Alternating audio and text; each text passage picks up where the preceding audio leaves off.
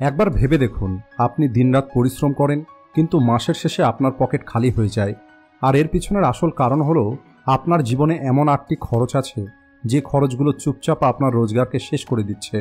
আপনার হয়তো মনে হয় আপনার জীবনের সব কিছু আপনার কন্ট্রোলে আছে, কিন্তু সত্যিটা হলো টাকা আপনার পকেট থেকে এমনভাবে বার হয়ে যায় যেমন একটি ফুটো বালতি থেকে জল বেরিয়ে যায়। একবার ভেবে দেখুন, যদি ওয়ারেন বাফেটের মতো একটি মানুষ, যার নেটওয়ার্থ আজ $130 বিলিয়ন বেশি, উনি বলেন যদি খরচের ওপরে নিয়ন্ত্রণ না করা হয় তাহলে আপনি যত টাকায় রোজগার করেন না কেন আপনি গরিবই থেকে যাবেন। আর এই কথার মধ্যে অনেক বড় একটি শিক্ষা লুকিয়ে আছে। ওয়ারেন বাফেট আজও ওই পুরনো বাড়িতেই থাকেন, পুরনো গাড়ি চালান এবং প্রতিটা খরচ ভেবেচিন্তে করেন। কারণ ধনী হতে গেলে কেবলমাত্র টাকা রোজগার করাটাই যথেষ্ট নয়, বরং আপনাকে ফালতু খরচ করা থেকে বেঁচে থাকতে হবে। আর এই কারণেই আজকের এই ভিডিওতে আমি আপনাদের ওই 8টি খরচ সম্পর্কে বলবো যা আপনার পরিশ্রমের রোজগারকে ধীরে ধীরে শেষ করে দিচ্ছে। নাম্বার 1, নিজেকে ধনী দেখানোর চেষ্টা। বর্তমানে মানুষের লাইফস্টাইলে সবথেকে বড় খরচটা লুকিয়ে আছে, সেটা হলো অন্য মানুষদেরকে দেখানোর খরচ। একবার ভেবে দেখুন, আপনি কতবার কেবলমাত্র অন্য মানুষকে ইমপ্রেস করার জন্য দামি কোনো জিনিস কিনেছেন। কখনো নতুন স্মার্টফোন, কখনো ব্র্যান্ডেড জুতো, আবার কখনো কেবলমাত্র ফটো ক্লিক করার জন্য দামি রেস্টুরেন্টে গেছেন। এই সব কিছু আসলে আপনার কোনো প্রয়োজন নয়, বরং এটা হলো আপনার ইমেজকে দেখানোর একটি পদ্ধতি। আর আজকের দিনে সোশ্যাল মিডিয়া এই খেলাটাকে আরও ভয়ানক তৈরি করেছে। আজ আমরা প্রত্যেকেই চাই যে মানুষ যেন আমাদেরকে পারফেক্ট লাইফের একটি মানুষ মনে করে, আর এর জন্য আমরা এমন কিছু জিনিস কিনি যে জিনিসটার হয়তো আমাদের প্রয়োজন নেই। আপনাকে মনে রাখতে হবে, ইনস্টাগ্রামের লাইক আপনার ব্যাংক অ্যাকাউন্টে ক্রেডিট হবে না। এটা কেবল আপনাকে কয়েক সেকেন্ডের একটি খুশি দেবে, কিন্তু ইএমআই এবং আপনার লোন বছরের পর বছর আপনার টাকা নিয়ে যাবে। আর এই খরচগুলো ধীরে ধীরে আপনার অভ্যেসে পরিণত হবে। আপনার হয়তো মনে হয় আপনি কেবল একবার এটা করছেন, কিন্তু এটাই আপনি বারবার করে আপনার সেভিংসকে নষ্ট করে ফেলবেন, আর ধীরে ধীরে আপনি ঋণের জালে জড়িয়ে পড়বেন। আর এখান থেকে বেঁচে থাকার সবথেকে সহজ উপায় হলো নিজের প্রয়োজনকে পরিষ্কার করতে হবে। প্রয়োজন এবং মানুষকে দেখানোর মধ্যে পার্থক্যটা বুঝতে হবে। আর আপনাকে আপনার টাকা সেখানেই খরচ করতে হবে যেখানে খরচ করাটা প্রয়োজন, যেমন আপনার স্কিল, আপনার বিজনেসে, অথবা আপনার ফিউচারের উপরে। নাম্বার 2, সব কিছুকে আপগ্রেড করার শখ। আপনি আজ একটি কোনো গ্যাজেট কিনেছেন, আর কিছু মাস পরেই ওই গ্যাজেটের নতুন কোনো মডেল চলে এসেছে, আর এখন আপনার ওই পুরনো গ্যাজেটটা আর ভালো লাগছে না। সেটা মোবাইল হোক, ল্যাপটপ, টিভি, বাইক অথবা কার, যে কোনো কিছু হতে পারে। আর এই সব কিছুর যখনই কোনো নতুন মডেল আসে তখন আমরা সেটা কেনার চেষ্টা করি, আর পুরনোটাকে আমাদের খারাপ মনে হয়। আর আপনার মধ্যে যদি এই অভ্যেসটা থাকে, এই অভ্যেসটা না কেবলমাত্র আপনার টাকা নষ্ট করে, বরং এটা আপনার পরিশ্রমের মূল্যকে কম করে দেয়। কারণ কোনো একটি জিনিসকে তার প্রয়োজন ছাড়াই কেবলমাত্র অন্যদেরকে দেখানোর জন্য পরিবর্তন করা, এটা কেবল আপনার খরচকে বাড়িয়ে তুলবে, আপনার ব্যাংক ব্যালেন্সটাকে কম করে দেবে। তাই যদি আপনি কোনো গ্যাজেট বারবার পরিবর্তন না করে সেটাকে সর্বোচ্চ ব্যবহার করেন, তাহলে ওই টাকা আপনি ভালো কোনো জায়গায় ইনভেস্ট করতে পারবেন। মনে রাখবেন, নতুন সবসময় প্রয়োজন হয় না। নাম্বার 3, অন্যকে খুশি করার জন্য খরচ করা। আমরা সবাই চাই যে অন্য মানুষগুলো আমাদেরকে পছন্দ করবে, আমাদেরকে সম্মান দেবে এবং আমাদের সম্পর্কে ভালো চিন্তা করবে।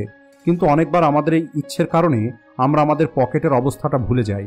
একবার ভেবে দেখুন, কতবার আপনি আপনার কোনো বন্ধুর পার্টিতে অন্যদেরকে দেখানোর জন্য দামি কোনো গিফট দিয়ে দিয়েছেন, অথবা আপনার কোনো রিলেটিভের বিয়েতে আপনি এত বেশি টাকা খরচ করে দিয়েছেন যে এরপরে আপনাকে আপনার বাজেট অ্যাডজাস্ট করতে হয়েছে।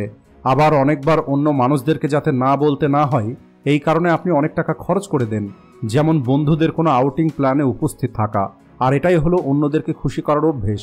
দেখুন, অন্যদেরকে খুশি করাটা খারাপ নয়, কিন্তু নিজের আর্থিক অবস্থাকে খারাপ করে অন্য মানুষের মন জয় করাটা বুদ্ধিমানের কাজ নয়।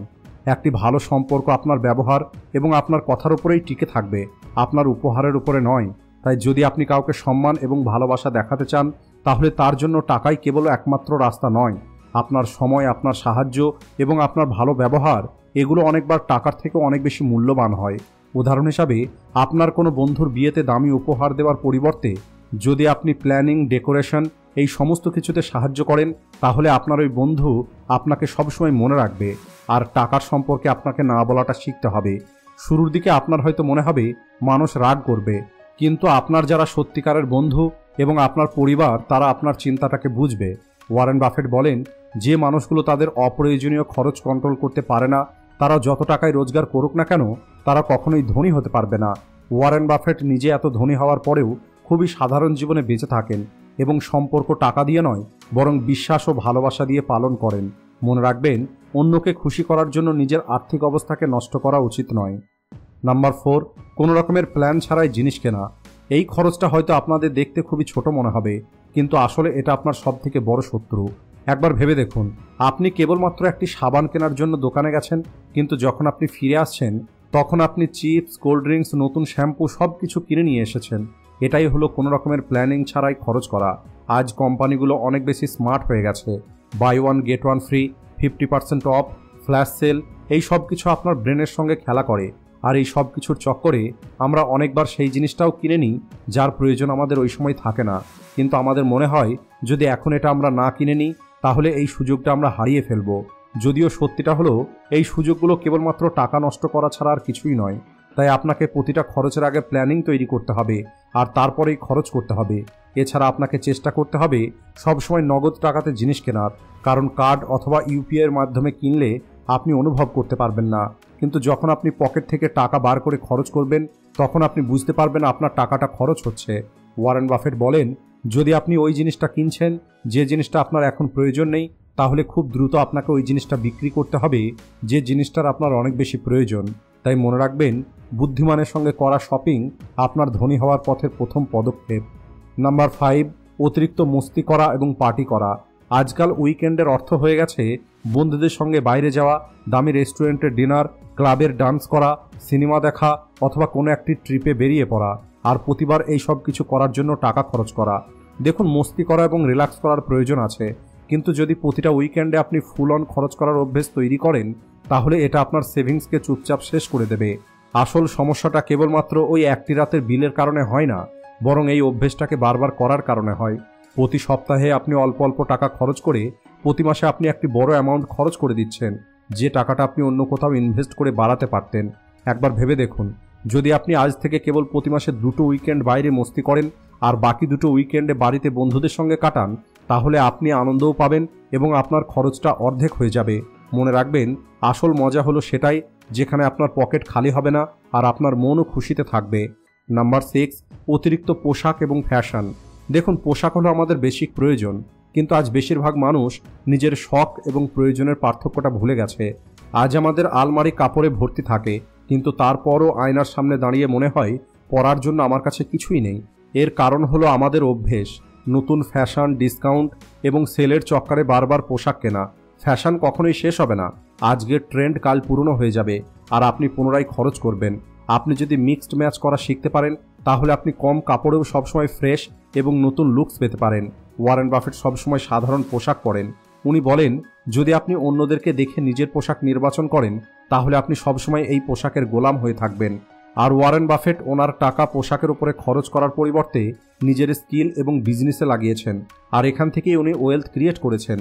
একবার ভেবে দেখুন, প্রতি মাসে কেবল 1,500 টাকা সেভ করে আপনি প্রতি বছরে 18,000 টাকা ইনভেস্ট করতে পারবেন, আর লম্বা সময়ে এই টাকাটা লাখো টাকাতে পরিণত হবে। তাই আপনি আগামী 90 দিন পর্যন্ত কোনো কাপড় কিনবেন না, বরং পুরনো কাপড়গুলোকে মিক্সড ম্যাচ করে পরা শিখুন। বিশ্বাস করুন, এই অভ্যেসের ফলে আপনার পকেট ভর্তি থাকবে এবং আপনার টেনশন অনেক কম হয়ে যাবে। Number 7, online food. আজকের সময়ে মানুষ কেবল নিজের সময়কে বাঁচানোর জন্য রান্না করতে চায় না, আর অনলাইনে সুইগি, জোম্যাটোতে অনেক বেশি টাকা দিয়ে খাবার অর্ডার করে, আর এই অভ্যেসটা ধীরে ধীরে আমাদের টাকা খরচ করে দেয়। একবার ভেবে দেখুন, যদি প্রতি সপ্তাহে আপনি 3 বার অনলাইন থেকে খাবার অর্ডার করেন আর প্রতিবার আপনি অন্তত 500 টাকার খাবার অর্ডার করেন, তাহলে মাসিক খরচ আপনার 6,000 টাকা হয়ে যাবে। আর যদি আপনার প্রতিদিন অনলাইনে খাবার অর্ডার করার অভ্যেস থাকে তাহলে এই খরচটা 12 থেকে 15,000 টাকা হয়ে যেতে পারে। 2023 সালের একটি রিপোর্ট অনুযায়ী ভারতের অনলাইন ফুড ডেলিভারির অ্যাভারেজ অর্ডার ভ্যালু 450 টাকারও বেশি, আর এই অনলাইন ফুডের মার্কেটটা প্রতি বছরে 15% হিসাবে গ্রো করছে। এর অর্থ হলো, যত বেশি আপনার ডিমান্ড বাড়বে তত বেশি আপনার টাকা এখানে খরচ হয়ে যাবে। তাই বাইরে থেকে খাবার অর্ডার কম করুন, বাড়ির খাবার খাওয়ার অভ্যেস করুন এবং আপনার টাকাকে সেভ করুন। নাম্বার 8, সাবস্ক্রিপশন এবং মেম্বারশিপ। আজকাল সব কিছুর জন্যই সাবস্ক্রিপশন মডেল আছে। Mobile data plan, OTT platform, music application, online course, আর সত্যি বলতে এই সব কিছুর অর্ধেকও আমরা সঠিকভাবে ব্যবহার করি না। আর প্রতি মাসের শুরুতেই অটো ডেবিটের কারণে আমাদের টাকা কেটে নেয়। কিন্তু আমাদের মনোযোগই যায় না যে আগের মাসে ওই অ্যাপ অথবা সার্ভিস আমরা কতটা ব্যবহার করেছিলাম। এটা হলো অনেকটা এমন যে আপনি প্রতি মাসে নিউজ পেপারের জন্য টাকা দিচ্ছেন, কিন্তু আপনি একদিনও নিউজ পেপার পড়েননি। এই ছোট ছোট খরচগুলো দেখতে হয়তো আপনার সাধারণ মনে হয়, কিন্তু এগুলো হলো এমন খরচ যেগুলো চুপচাপ আপনার পকেট থেকে টাকা বার করে নিচ্ছে। আর সমস্যাটা হলো এগুলোকে ছোট খরচ মনে করে আমরা এগুলো ইগনোর করি। ওয়ারেন বাফেটের একটি নিয়ম আছে, ছোট ছোট খরচ থেকে সাবধানে থাকতে হবে, কারণ একটি ছোট্ট ছিদ্র বড় একটি জাহাজকে ডুবিয়ে দিতে পারে। তাই আপনি যদি কেবল ওই সমস্ত জিনিসে টাকা খরচ করেন যেটা সত্যিই আপনার প্রয়োজন, তাহলে আপনার সেভিংস প্রতি মাসে বাড়বে। তো বন্ধুরা, এই ছিল ওই 8টি খরচ যে খরচগুলো ধীরে ধীরে আপনার টাকা শেষ করে দিচ্ছে। আর এই খরচগুলোর মধ্যে এমন কিছু খরচ আছে যে খরচগুলো আপনি প্রতিদিন করে থাকেন, আর আপনি হয়তো বুঝতেও পারেননি এই খরচগুলোই আপনার ধনী হওয়ার পথের সবথেকে বড় বাধা। মনে রাখবেন, ধনী হওয়াটা কোনো ভাগ্যের উপরে নয়, বরং আপনার নেওয়া সিদ্ধান্তের উপরে নির্ভর করে। আর যে মানুষগুলো তাদের ফালতু খরচগুলোকে কম করতে পারবে, তারাই ভবিষ্যতে গিয়ে আর্থিকভাবে স্বাধীন হতে পারবে। আজকের ভিডিওটি এই পর্যন্তই। ভিডিও ভালো লাগলে ভিডিওটিকে লাইক ও শেয়ার করতে ভুলবেন না। Thanks for watching.